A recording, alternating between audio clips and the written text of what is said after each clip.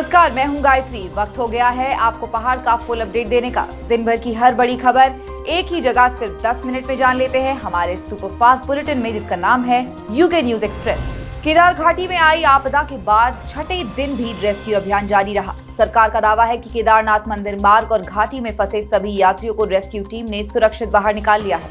अब सिर्फ search operation चल रहा है। सरकार के मुताबिक पिछले 6 दिनों में रेस्क्यू ऑपरेशन के जरिए 15,000 से ज्यादा लोगों को बचाया गया, जबकि केदारनाथ पैदल मार्ग में 2 ग्रुपों के 6 लोगों के लापता होने की सूचना है। रेस्क्यू और सर्च ऑपरेशन में सेना, एनडीआरएफ, एसडीआरएफ समेत राज्य सरकार की कई एजेंसियां जुटी है।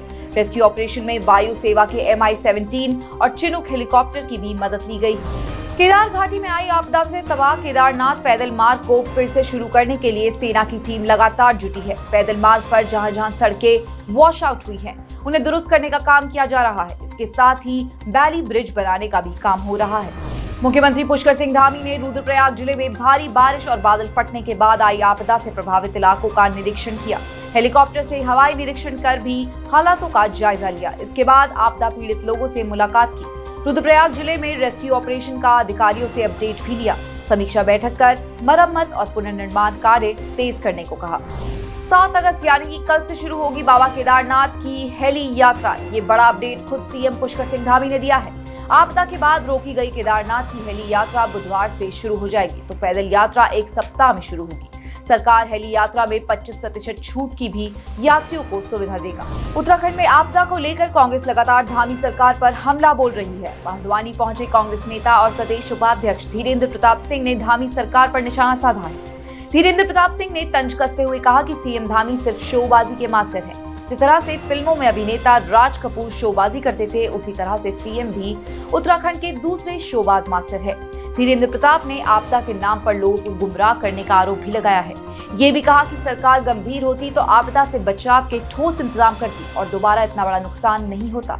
धीरेन्द्र प्रताप ने आपदा के लिए 315 करोड़ का कम बजट रखे जाने पर भी सवाल उठाए। केदार घाटी में आपदा से प्रभावित लोगों की मदद में धाम के पंडा और तीर्थ पुरोहित भी जुट गए हैं। बचाव कर्मियों के साथ साथ पंडा, तीर्थ पुरोहित और गांव के लोग भी आपदा पीड़ितों को हर तरह से सहयोग दे रहे हैं। पंडों, तीर्थ पुरोहितों और स्थानीय लोगों ने आपसी सहयोग से पीड़ितों के लिए खाने पीने, ठहरने के साथ सभी जरूरी चीजों की व्यवस्थाएं की हैं। श्री केदारनाथ धाम में लगातार 5 दिन तक श्री केदार सभा द्वारा निःशुल्क भोजन एवं रहने की व्यवस्था की गई, जिसमें शासन एवं प्रशासन का श्री केदार सभा को पूरा सहयोग मिला और केदार सभा भी शासन प्रशासन के साथ बिल्कुल मजबूती से इस दुख की घड़ी में कंधे से कंधे मिला के खड़ी है। केदार घाटी के साथ साथ टिहरी के कई इलाके आपदा की मार झेल रहे हैं। आपदा की चपेट में आकर कई घर गिरे हैं, जिससे सैकड़ों लोग बेघर हो गए हैं। टिहरी के प्रभारी और प्रदेश के वित्त मंत्री प्रेमचंद्र अग्रवाल के मुताबिक आपदा में जो भी जनहानि और पशुहानि हुई है, उसके लिए पीड़ितों को मुआवजा दिया जा चुका है। इसके साथ ही बेघर परिवारों को सुरक्षित जगहों पर शिफ्ट किया गया है और उनके खाने पीने की व्यवस्था भी की गई है। भगवान की कृपा है कि अभी तक कोई कैजुअलिटी नहीं हुई है, पशु हानि हुई है, उनको मुआवजा दिया जा चुका है। प्रदेश में भारी बारिश के चलते सरकारी संपत्ति को भी बड़ा नुकसान पहुंचा है। भारी बारिश से नैनीताल और उधम सिंह नगर जिले में सिंचाई विभाग की नहर, नदियों और डैम को बड़ी क्षति हुई है। सरकारी अधिकारियों का अनुमान है कि नैनीताल और उधम सिंह नगर में सिंचाई विभाग को अब एक लगभग 55 करोड़ रुपए का नुकसान हुआ है। करीब 12 करोड़ रुपए का नुकसान नैनीताल में हुआ है, जबकि 43 करोड़ रुपए का नुकसान उधम सिंह नगर जिले में हो चुका है। उधम सिंह नगर में सबसे ज्यादा नुकसान खटीमा और सितारगंज क्षेत्र में बताया जा रहा है। सरकारी टीमें लगातार सर्वे कर रही हैं, इसलिए नुकसान का ये आंकड़ा अभी और बढ़ सकता है। पौड़ी में कोट ब्लॉक के गेठी छेड़ा झरने में 2 युवकों के डूबने से मौत हो गई। स्थानीय लोगों ने सोमवार रात युवकों के डूबने की सूचना फायर स्टेशन को दी थी, जिसके बाद फौरन रेस्क्यू अभियान चलाया गया। एसडीआरएफ की टीम ने एक युवक का शव देर रात ही बरामद कर लिया था, जबकि दूसरे युवक के लिए तलाशी अभियान लंबा चला। सुबह के सर्च ऑपरेशन में दूसरे युवक का शव भी झरने से बरामद कर लिया गया। हरिद्वार के इंडस्ट्रियल एरिया में एक केमिकल फैक्ट्री में अचानक आग लगने से हड़कंप मच गया। फैक्ट्री में काम कर रहे कर्मचारियों ने किसी तरह से भागकर अपनी जान बचाई और देखते ही देखते फैक्ट्री की आग ने विकराल रूप ले लिया। स्थानीय लोगों ने आग लगने की सूचना दमकल विभाग को दी, जिसके बाद मौके पर पहुंची दमकल विभाग की 12 फायर ब्रिगेड ने आग पर किसी तरह से काबू पाया। केमिकल फैक्ट्री में लगी भीषण आग के पीछे की वजह साफ नहीं हो सकी है।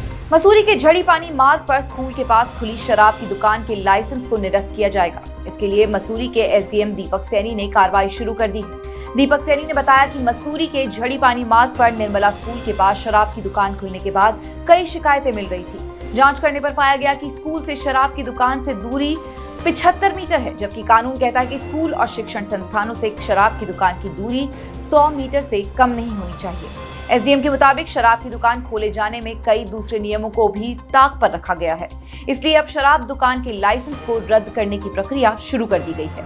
इस संयुक्त समिति ने उसकी जांच की और जो सेंट जॉर्ज स्कूल का जो गेट है उसके यहाँ से उसकी दूरी नापी गई दुकान के यहाँ से, तो लगभग 75 मीटर के आसपास पाई गई, जो कि हमारा जो नियम है वो 100 मीटर की दूरी कम से कम होनी चाहिए उसके अपेक्षा।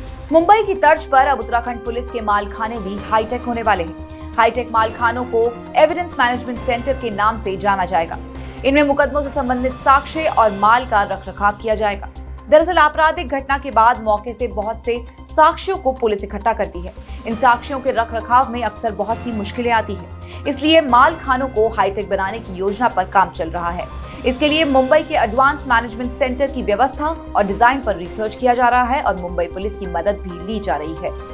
यूके न्यूज एक्सप्रेस में आज खबरों का सफर बस यहीं तक। उत्तराखंड की कई अहम और जरूरी खबरों के लिए आप देखते रहें श्रेष्ठ उत्तराखंड।